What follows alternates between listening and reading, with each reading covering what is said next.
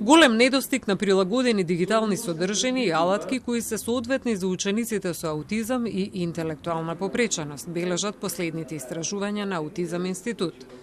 Важно е да се биде во чекор со светските трендови и со земјите во регионот, пред се во интерес на децата, вели Василевска-Петровска. Ова предизвикува, креира една нееднаквост во образовниот процес за овие ученици.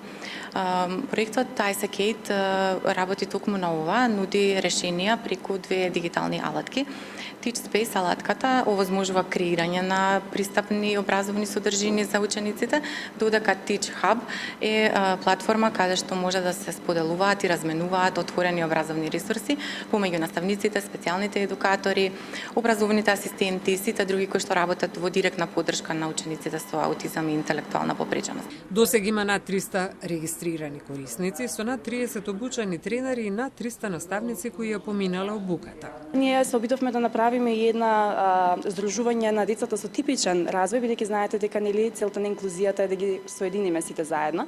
Така што навистина кај помалите деца од прво до трето особено оделение има голем интерес, а се прават мали групи каде што на еден лаптоп или на еден таблет може да ја применуваат ова апликација, значи на еден креативен дигитален начин. Според министерката Јаневска, МОН и во иднина ќе ги поддржува ваквите проекти во рамки на своите можности. На прашањето дали има доволно ресурсни центри и доволно соодветен кадар, Јаневска состав.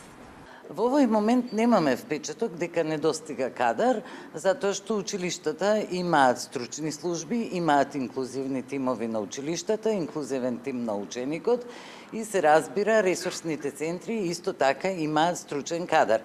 Во однос на образовните асистенти работиме според барањата кои ги одобрува МКФ и барањата на училиштата и како што гледате, ние од година за година ги зголемуваме и ќе продолжиме во тој правец и да работиме. Во моментов се работи според постоечкиот закон, но се надеваат дека со измените ќе има подобрување на целиот процес, со што образовната асистенција ќе биде достапна на секое дете на кое му е потребна, додава Јаневска.